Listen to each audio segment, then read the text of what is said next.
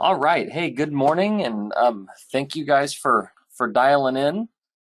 Always appreciate the time and appreciated your patience last week as we were out quite a bit the last 2 weeks, I guess, and have been doing a lot of recorded videos instead of the live call.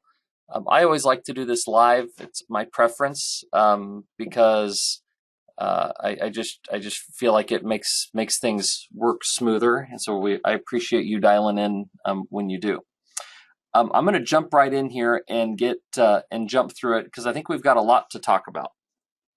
Um, First of all, let's talk about the report from last week, and let's talk about kind of what we expected, and then let's talk about what it really means. So in this column here, this is what the report said.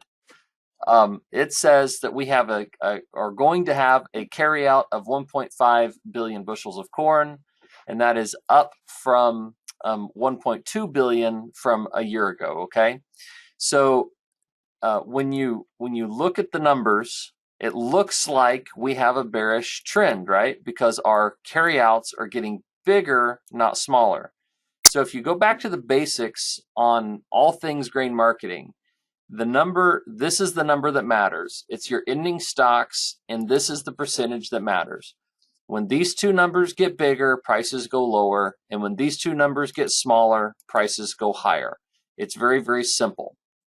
And we're left to deal with or to analyze these numbers in context of history. And what's interesting is that every so often in history, we tend to kind of reset these numbers.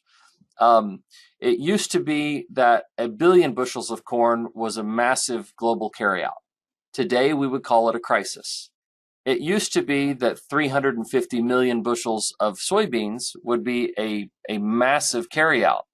Today, it's near pipeline levels. It's really not that much. And the reason for that is is summed up in one word called demand, right?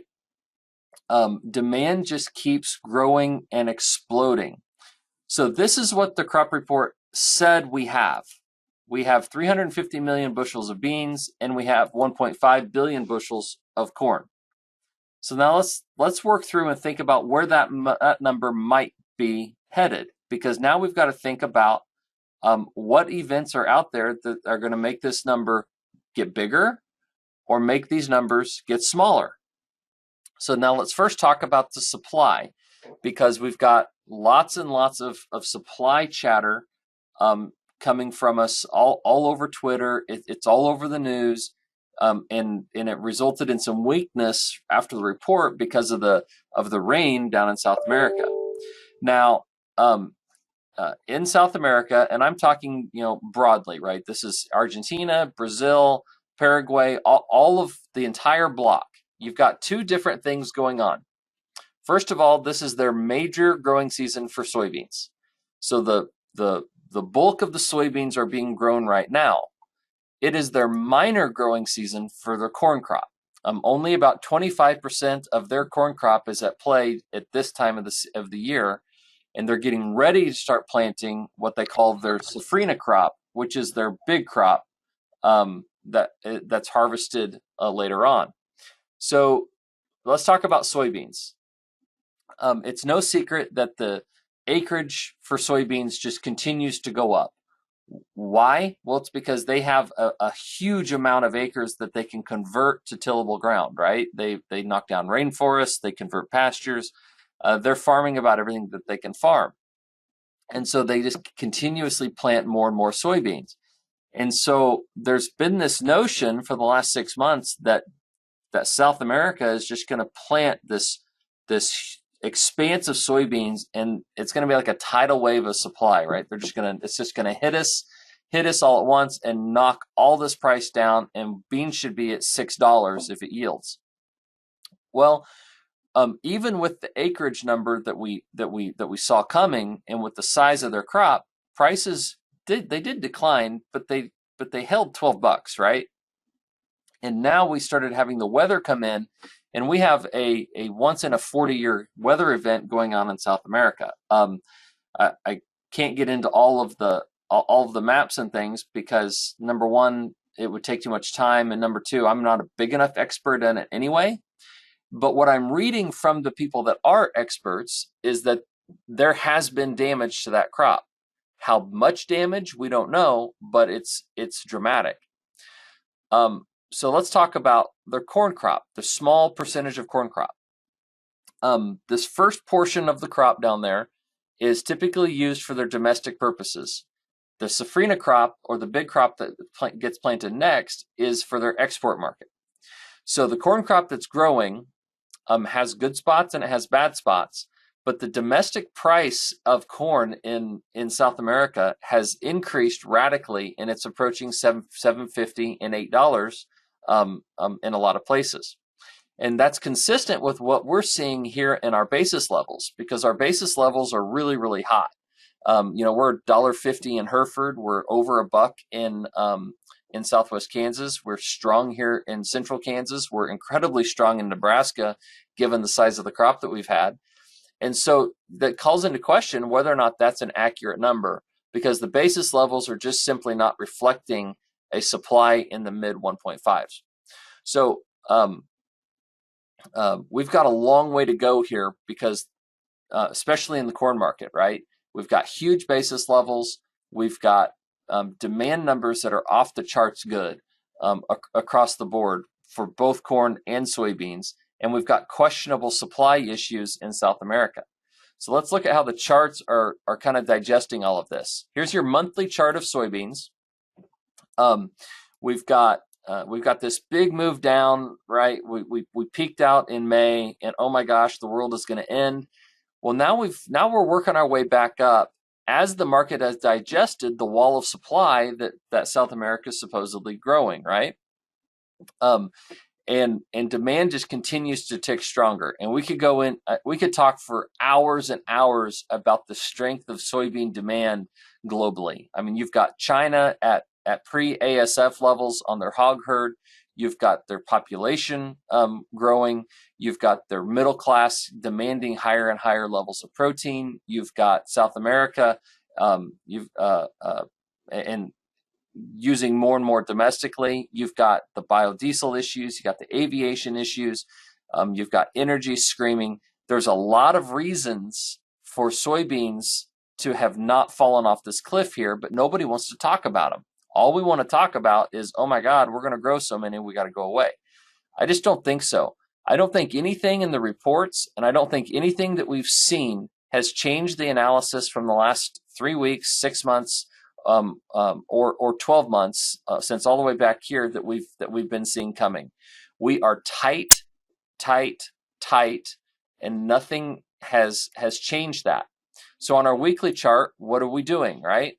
We are we came in, we held the bottom of our weekly cloud, and now we're consolidating. What are we waiting for?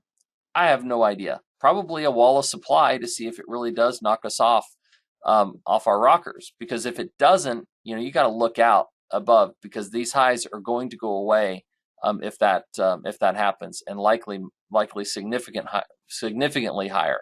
And nothing's changed that narrative. So on our daily chart, we've been talking about these levels up in here. These are all different targets, Fibonacci targets based off of recent declines. So you've got declines off of the December low. You've got targets drawn off of the end of November low, and you've got the V low, which was on November 9th. You've got different targets, and we haven't yet reached all of the peaks. So everything on this daily chart looks really, really good for several reasons. One, the strength here on this up move is compelling, and we're now down into the buy zone. If we look at the chart pattern itself, we've fallen down into this prior range of travel right in here, and we've reversed and found support. If we're able to take out and keep a higher close today, then this will be what they call a morning star reversal pattern on a candlestick chart. So all systems look really good from here. And I think, in summary on beans, the bearish report, or the report, was here, and we reversed, and then we sold off on rain. and then the rains did materialize, and here we are reversing again. So it very well was a sell the rumor, buy the fact situation on beans, and I think you got to look higher because we've got nothing but growing season ahead, and export windows that are going to open up for us because South America just simply doesn't have the supply that they thought they did. So I see no reason to change anything on soybeans whatsoever. I think you got to look up. All right, now let's talk about corn. I'm going to do the same thing. We're going to look at the monthly and drop back to daily. So here's our monthly continuation chart of corn. Here's our 2012 high. Here's our summer's high. Okay. Now this month wasn't as bad as it looks. We changed contracts here, and so that makes this chart look exacerbated, or makes it look more dramatic than you might have thought it did. But again, no damage done on this chart. You've got this giant impulse wave up that took us from $3 all the way up to $7.50, and this is the first pullback from that giant move, and it only pulled back. Let's get this up here. The fib retracement here. It only pulled back a grand total of 61.8%. That's a perfect retracement for a pullback, and I think you got to look higher based on what we're seeing across the supply sides, the demand side. We just don't have that new supply out there that is going to knock this thing down. And let's talk about oil for a second, because as long as crude oil stays on a tear, I don't think you can be bearish corn at all. We're at 7-year highs on crude this morning. We're trading up above $85 a barrel, and all indications are that it's going to go right on back up and test 100. So it's been choppy, it's been difficult, and it's been somewhat unpleasant at times to trade through this part, but there's nothing on this chart that's been damaged. On our weekly chart, this is your weekly chart of corn, we're turning a corner here, finding a little bit of support, and at the moment we're having a bullish engulfing week, and if we can take out this high at 619, then it should be relatively smooth sailing all the way back up to the summer highs. Now, smooth sailing should be in quotation marks, right? Because anytime you have big price expanse in the corn market, it's not going to do it quietly. It's going to have violent swings, and it's going to be really, really difficult. So I think you just gotta pick your side and stay with it. The demand is so strong in corn, and the supply is not yet to the point where it's overwhelmed us. You've got to stay bullish until we get into our planting season and until we know that we're going to make a crop. And then I think we're going to top it out and come back down and find support. But I don't think that given the price expanse that we've had, remember I talked about how 1 billion bushels was at one point in time a really, really high carryout number for corn. Well, now 1.5 billion is a much smaller because we're using so much more of it. So your margin for error is much, much less, and you got to reset prices to accommodate for that. So I don't think we're going back to 450 even after we peak it. I think we're going to blow up to new highs, and we're going to trade back down. And I think that we're going to set a new standard for what cheap corn is. And I think that's going to be somewhere around the 550 level. I thought that all the way back last year when we had this big move and we fell right back down to it. I really think that the cost of production is resetting, and we're going to be north of $5 and probably closer to $6 for quite some time, given the energy situation and the inflation situation that we have. So I think cost of production is rising, and I think prices have got to reward that for higher in order to induce a growth of more crops worldwide, because we just have no room for error. If you read the bearish people, and I've read a lot of them this morning, probably too many to be healthy, to be honest. And the general consensus is this, is that $6 corn is historically very, very high. And because it's high, it must revert to a lower cost of production number in order to squeeze the marginal producers. And you've got to encourage demand growth, and you've got to do that by squeezing producers. It's sort of backwards logic to me. It doesn't. I don't. Nothing from my economic classes makes sense there, but that's their logic. Is that you have to squeeze the marginal producer to encourage growth of mega farms, in and you've got to encourage the creation of new demand by widening those margins, and you have to do that with lower prices. I think it's the opposite. I think you've got to encourage more growth, because with wider profit margins, because the demand margin is already so fat, end users are not going to stop grinding it no matter what the price of corn does. We've proven that because we had all-time high ethanol grind at 750, even bigger than it was down at 820, or all the way down at $3. So big growth spurred demand and spurred creation, and I think that's what's going to continue to happen moving forward, because you just can't print as many dollars as we're printing and expect lower prices. That just doesn't make any sense to me whatsoever.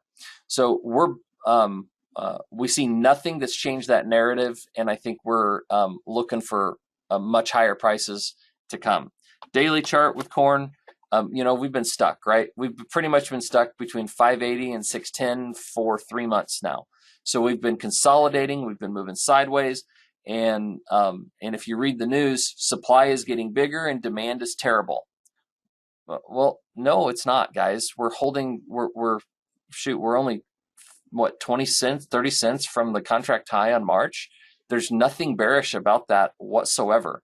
And if we see oil start to peak above 100, then I think it's for sure argues for higher prices to move forward. So anything below 580, maybe we got to scratch our heads about it a little bit, but I just don't see anything that's going to hit the market that's going to change that. All right, now let's talk about wheat. Wheat had a big day up yesterday after we were up from January 7th. Wheat went from 750 to 8, all the way back down to 740, and now here we are back up here again. What's going on with wheat? Why is it doing what it's doing?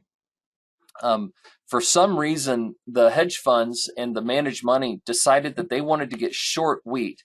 Maybe that's because they thought the inflation play was done. Maybe they thought that that the supply was just going to be so overwhelming and that the wheat story was dead. But the numbers just don't support that. The global ending stocks aren't growing. You've got short corn. You're awful close to equality on corn and wheat in Southwest Kansas, which would induce feeding, which isn't going to happen because we don't have the supply. And you've got terrible weather conditions here, and now you've got Russia once again knocking on the doorstep, trying to invade Ukraine. So you've got the U.S. Secretary of State heading over there yesterday. I can't remember if his meeting was yesterday or today. Anyway, he's meeting with Russia, trying to talk them into de-escalating. He's threatening all kinds of sanctions, and that's creating lots of volatility in that side of things. But I think this was expected because, well, this move down was not expected, but I think the move up is expected because of everything else we just covered. You got too big a bullish story in corn, too big a bullish story in beans, too much demand growing all over the world. And then if you've noticed recently, your grocery stores are empty. There's very little supply on the shelves from convenience stores to grocery stores. At least here in Kansas there is. And so I think that tells you that demand is getting pent up again. And if there's instability in the world, they're gonna work to fill their coffers full of bread, because that's what history would tell us that they always do. And I think that we found value down here at this level. So we're looking up in all the markets once again.